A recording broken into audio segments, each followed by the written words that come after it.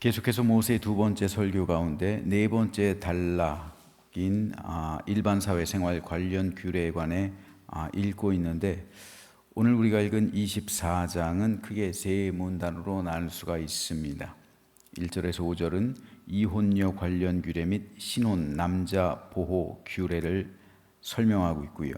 6절에서 9절까지는 사회적 약자 보호를 위한 기본 규례의 신뢰들에 대해서 설명하고, 마지막으로 10절에서 22절은 각종 유형별 사회적 약자 보호 규례에 대해서 설명하고 있습니다. 오늘은 이 가운데서 17절에서 19절 말씀에 대해서 잠시 살펴보겠습니다. 너는 객이나 고아의 송사를 억울하게 하지 말며 과부의 옷을 전당 잡지 말라. 너는 애굽에서 종되었던 일과 네 하나님 여호와께서 너를 거기서 속량하신 것을 기억하라. 이러므로 내가 내게 이를 행하라 명령하노라. 내가 밭에서 곡식을 벨 때 그 한 뭇을 밭에 잊어버렸거든 다시 가서 가져오지 말고 나그네와 고아와 과부를 위하여 남겨두라. 그리하면 네 하나님 여호와께서 네 이름으로 하는 모든 일에 복을 내리시리라. 여기서 모세는 객이나 고아의 송사를 억울하게 하지 말고 과부의 옷을 전당 잡지 말라고 말합니다. 또 밭에서 곡식을 벨 때 곡식단 중 한 단을 깜빡하고 가져오지 않았으면 그대로 두어서 가난한 사람들이 그 곡식을 가져다가 먹게 하라고 말합니다. 이것은 고아와 과부, 나그네와 같은 사회적 약자들에 대한 배려요 돌봄의 형태였습니다. 그런데 하나님은 모세를 통해서 왜 이런 말씀을 주셨을까요? 그 이유는 그들도 한때는 애굽에서 나그네였고 종이 되어 고난의 삶을 살아갔기 때문이었습니다. 그러나 그들은 하나님의 은혜로 애굽에서 구속함을 받고 그리고 자유를 얻고 모든 삶이 회복되었습니다. 그러므로 그 은혜를 늘 마음에 간직하고 기억해서 너희도 불쌍한 사람들을 보면 너희도 한때는 그런 처지였던 적이 있었으니까 그들에게 긍휼한 마음을 가지고 그들을 도와주고 배려해주고 관용의 정신으로 대하고 그리고 그들을 배려해주고 돌볼 것을 하나님께서는 말씀하신 겁니다. 따라서 오늘 본문에서의 중심 구절은 하나님의 은혜라고 할 수가 있습니다.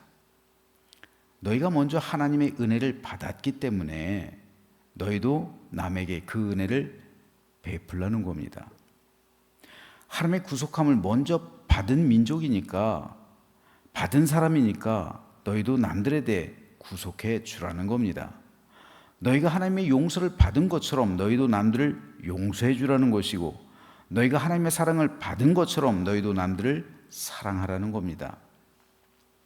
그러므로 이 말씀은 오늘 우리에게도 여전히 중요합니다. 하나님의 은혜를 받은 사람만이 남에게 그 은혜를 흘려보낼 수 있는 거예요. 하나님의 은혜가 충만한 사람만이 그 은혜의 충만함으로 인해 남에게 감동을 그리고 감동, 영향력을 미치게 되는 겁니다. 여러분, 은혜는 차고 흘러 넘쳐야 되는 거예요. 이게 굉장히 중요한 겁니다. 내 안에서 은혜가 충만히 채워져야 돼요. 그리고 나란 그릇에서 차고 흘러 넘칠 때 그 은혜를 남들에게도 전해줄 수 있는 거예요. 이게 영향력이 있는 거예요. 내가 채워지지 않으면 절대로 그 은혜를 흘려보낼 수가 없어요. 나를 하나의 그릇에 비유한다면 나라는 그릇에 하늘의 은혜, 하나님의 은혜가 충만히 채워지고 또 채워져서 비로소 나란 그릇에서 충만한 상태, 그리고 가득 부어졌을 때 어떻게 됩니까? 이제 그 그릇 바깥으로 흘려보내게 되는 거예요. 똑같은 거예요. 먼저 나에게 채워져야 되는 거예요. 먼저 나에게 하나님의 은혜가 충만히 채워져야 되는 거예요. 그리고 채워지고 가득 찼을 때 비로소 그것이 흘러나가는 거예요. 예수님께서 말씀하셨죠. 말을 보면 그 사람의 마음을 아는 거예요. 그죠? 내 마음에 가득한 것을 너희 입으로 말함이라 예수님께서 말씀하셨어요. 그래서 평상시에 음란함이 가득한 사람은 그것이 가득하고 채워지면 말을 열면 음란한 말이 나오는 거예요. 내 마음속에 어떤 마음이 가득한가, 그게 내 말을 여는 순간 나오는 거예요. 내 마음에 가득한 것이 나오는 거예요.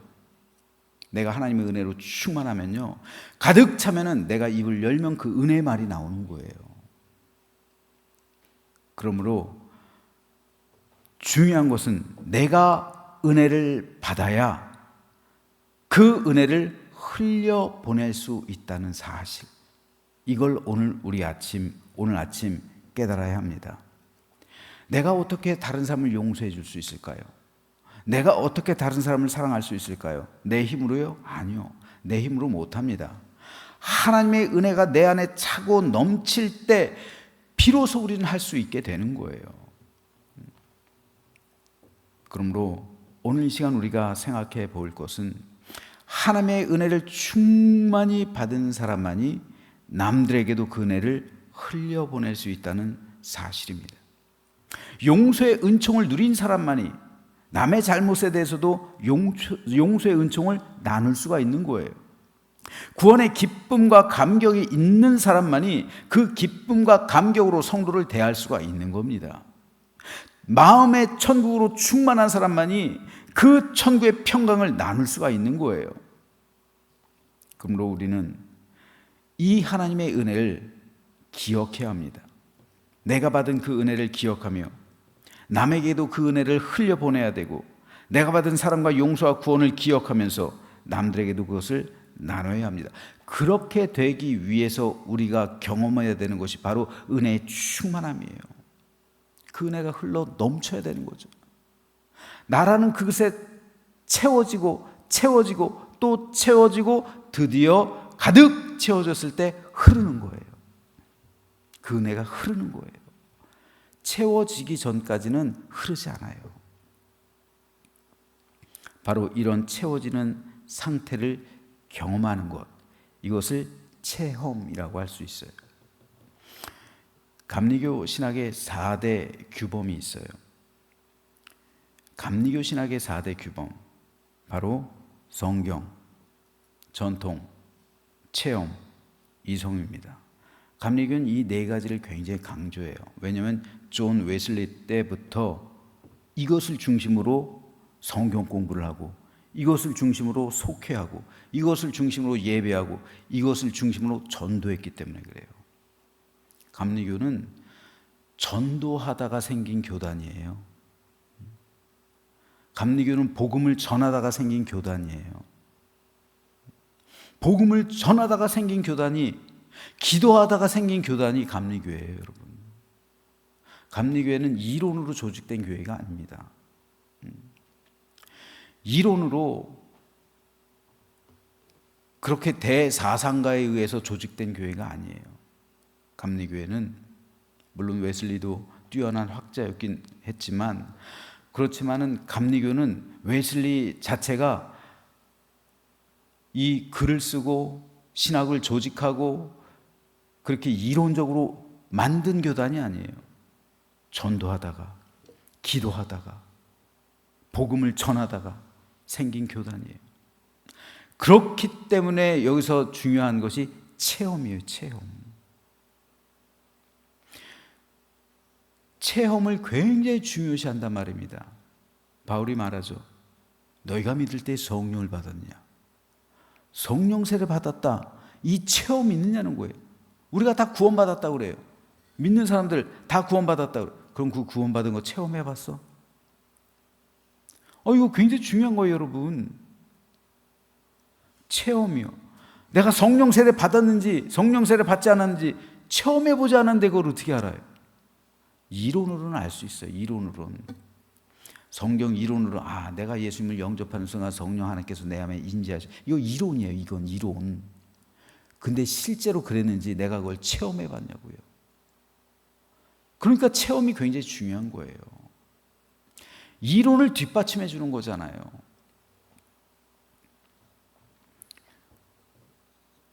그렇기 때문에 우리는 예수님의 십자가를 경험해 봐야 되는 거예요. 성령을 체험해야 하는 겁니다. 하나님의 은혜를 알아야 되는 거예요. 그 안다는 게 체험한다는 거잖아요. 체험이란 하나님을 만나는 겁니다. 하나님의 은혜를 아는 거예요.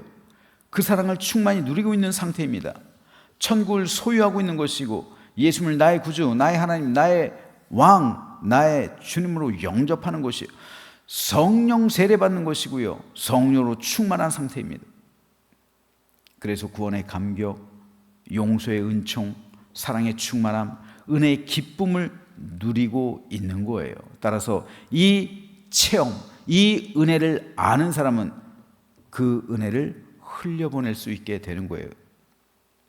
문제는 교회 가운데 이 은혜를 모르는 상태에서 봉사하고 섬기고 헌신하는 사람이 적지 않다는 데 있어요. 이 은혜의 충만함으로 봉사를 하면요, 아무 문제가 없어요. 그 은혜가 나에게 차고 넘쳐서 흐르니까요. 그 은혜가 흐르는 상태에서 봉사하면요, 아무 문제가 안 발생해요. 왜요? 성령께서 하시니까요. 그건 내 일이 아니에요. 성령의 일이죠. 그런데 이 은혜가 흐르지 않는 상태에서 일을 하면요, 그거는 내 일이 되는 거예요. 내 일, 내 노력, 내 수고, 내 공로, 그리고 나중에 나아가서 그게 내 영광이 되는 거예요. 목회도 마찬가지입니다. 하나님의 은혜로 해야지 내 노력으로 해서는 안 되는 거예요. 그렇기 때문에 모든 봉사, 헌신, 충성, 섬김에 앞서서 중요한 것은 내가 먼저 하나님의 은혜를 받아 누리는 거예요. 그렇지 않으면 교회는 봉사하다가 분열을 하는 거예요. 서로 헌신하다가 다투게 되는 거예요. 왜요? 그건 내 일이니까요.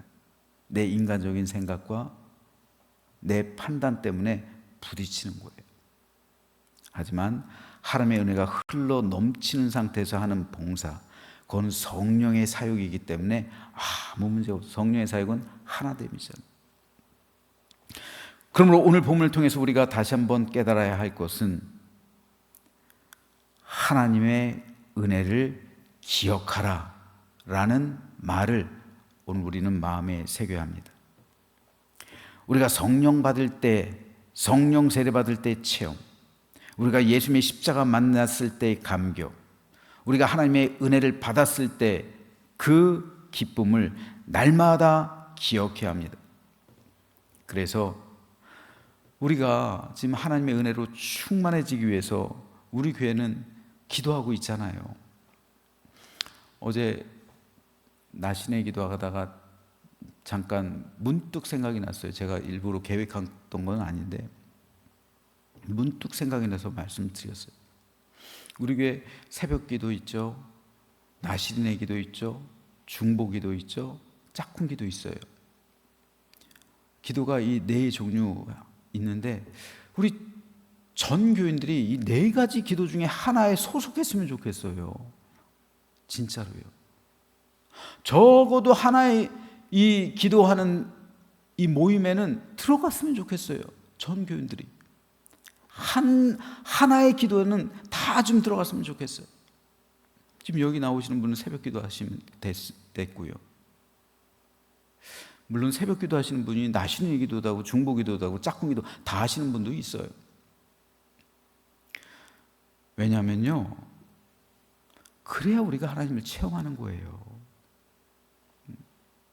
성령 세례하고 성령 충만은 달라요. 성령 세례는 단 1회적인 거예요. 내가 예수님을 마음에 영접하는 순간 성령께서 임재하시는 사건. 그렇죠? 근데 여러분 그 사건을 체험해 봤습니까? 성령께서 내 안에 임재하시는 그 순간, 이게 성령 세례인데 이거 체험해 봤어요? 체험해 보신 분도 있을 것이지만 체험하지 못하신 분도 있을 거예요. 그런데 성령 충만은요, 달라요. 성령 충만은 각자에 따라 다 달라요. 기도하는 것만큼 달라지는 거예요. 성령 충만은요. 기도하는 것만큼 내가 성령 충만할 수 있어요. 내가 하나님의 말씀 보는 것만큼 성령 충만할 수가 있어요. 그러므로 기도의 자리를 사모해야 돼요. 여러분, 우리 믿음의 선배들이 한참 교회가 부흥하고 성장할 때 기도했잖아요. 그렇죠? 지금 현대 교회 기도하지 않잖아요. 여러분, 부흥회 한번 가보세요.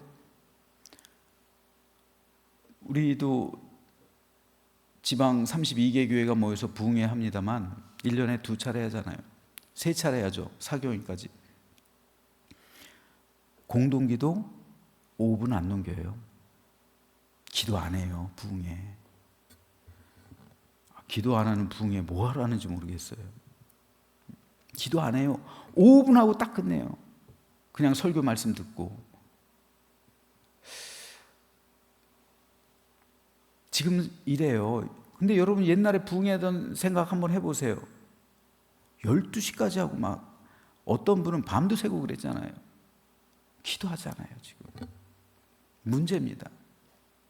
그러면서 한국교회 걱정해요.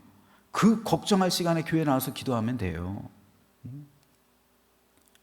우리 기도해야 됩니다. 저는 우리 교회 성도들이 하나님을 만나고 예수님의 십자가, 성령님의 임재하심 체험했으면 좋겠어요. 그래서 성령의 불로 충만했으면 좋겠습니다. 근데 예수님께서도 제자들에게 이렇게 말씀하셨어요. 내가 불을 땅에 던지러 왔노니 이 불이 이미 붙었으면 내가 무엇을 원하리요? 불을 땅에 던지러 왔대요, 예수님께서. 무슨 불이요? 성령의 불이요, 성령의 불. 이 불이 이미 붙어 있으면 내가 무엇을 원하리요? 붙지 않았다는 거예요, 예수님께서 이 땅에. 그 불이 이미 세상에 붙었으면 예수님께서 오실 일도 없었다는 겁니다. 그 불은 성령의 불이잖아요. 그래서 나는 받을 세례가 있다. 그것이 이루어지기까지 나의 답답함이 어떻겠느냐. 제자들 보니까 답답해요. 제자들이 성령의 불이 붙어야 되는데 아무리 가르치고 말씀해도 깨닫지 못해요. 성령께서 임하지 않았으니까 제자들에게. 그러니까 나의 답답함이 어떻겠느냐. 나는 받을 세례가 있다. 받을 세례가 바로 십자가예요. 십자가를 지시고 거기서 돌아가시고 부활하시고 승천하신 이후에 성령께서 강림하신 것. 예수님께서 승천하시고 열흘 후에 성령께서 오셨잖아요.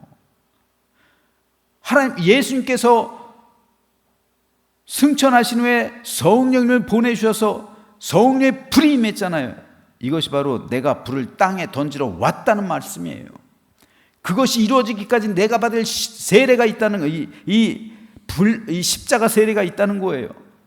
이것이 이루어지기까지 내 답답함이 어떻겠니? 너희를 바라보는 내 마음이 얼마나 답답하겠냐. 성령 받지 않고 신앙생활하니까 너희들이 나를 배반할 때도 있고 나를 부인할 때도 있고 너희 생각대로 살아가고 너희들끼리 서로 다투고 나의 답답함이 어떡하겠느냐. 이 예수님의 말씀이잖아요. 여러분, 성령 받지 않고 신앙생활하면 그렇게 되는 거예요. 오늘 우리 교회도 마찬가지입니다. 성령 받지 않고 성령으로 충만하지 않고 성령 체험하지 않고 믿음 생활하면요 답답할 수밖에 없는, 예수님 보시기에 가슴이 답답할 수밖에 없는 거예요. 이렇게 생활해서는 안 되는데 저렇게 살아가서는 안 되는데 성령 받지 않으니까 우리도 때로는 예수님 부인하고 그리고 하나님께서 원하시지 않는 삶을 살아가는 것 아니겠습니까?